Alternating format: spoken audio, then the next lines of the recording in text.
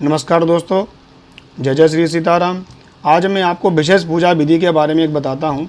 जैसा मैंने आपको पिछले वीडियो में नारायण बलि के बारे में बताया था, नारायण बलि के बाद में एक पूजा पितरों की और की जाती है जिसको कहते हैं त्रिपिंडी श्राद्ध। त्रिपिंडी श्राद्ध बहुत ही अच्छी पूजा है और मेरे विचार से माना जाए तो हर व्यक्ति को अपने गृहस्थ जीवन में रहते हुए एक या दो बार अपने जीवन काल में यह पूजा अवश्य ही कराना चाहिए। इस पूजा के लाभ क्या हैं मैं आपको बताता हूँ।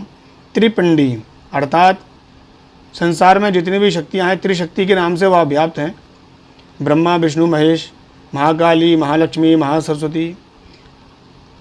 ऐसे ही त्रिपिंडी शक्ति का, त्रिपिंड का भी बड़ा विशेष विचार किया गया है।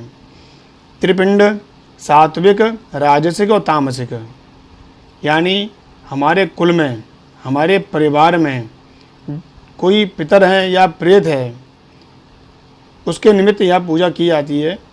अब मान लीजिए आपके परिवार में आपने नहीं देखा, ऐसी कोई घटना हो गई हो और उसके निमित्त आपने कोई उत्तर कर्म या पूजन पाठ नहीं करा पाया हो, तो आप उसकी शांति के लिए, उसके मोक्ष के लिए, और कहीं ना कहीं वो आपको किसी रूप में परेशान भी कर रहा है,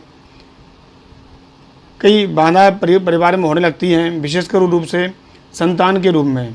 संतान का ना होना, संतान का मानसिक रूप से विक्षिप्त होना, विकलांग होना, या बार बार गर्भपात की समस्या आना, या पितृदोष का मुख्य कारण बनता है। फिर घर से बीमारी का ना जाना, बार बार बहुत प्रयास करने के बावजूद भी व्यापारिक धन की हानि होना, निरंतर परिवार में कलह बना रहना।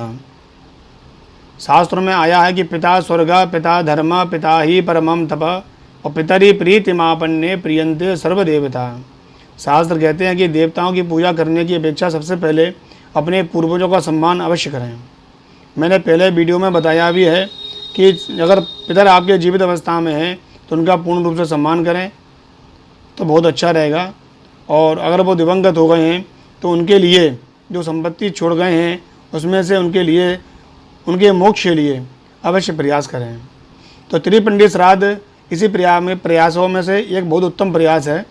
त्रिपिंडी श्राद्ध के द्वारा आप अपने पूर्वज, अर्थात अगर वो सात्विक रूप में हैं, सात्विक यानी सत्वगुण वाले, और राजसिक यानी राजगुण वाले, और तामसिक यानी क्रोधी या तमस गुण वाले, इन रूपों में किसी भी प्रकार के पितर हो सकते हैं। मान लीजिए पितरों के लिए आपने बहुत समय से कुछ नहीं किया, काफ़ी समय वर्ष हो गई, तो वो तामसिक रूप धारण कर लेते हैं।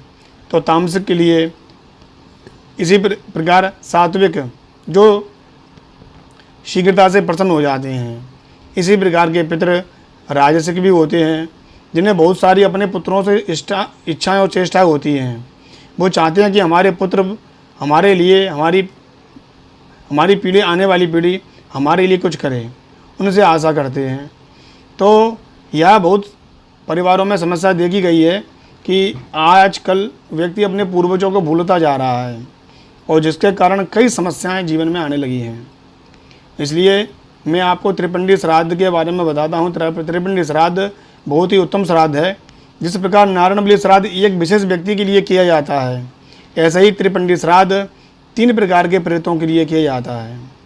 त्रिपिंडी श्राद्ध कराना बहुत ही शुभदायक है और पितरों के लिए, प्रेत बांधा के लिए मोक्ष प्रदान करने वाला है।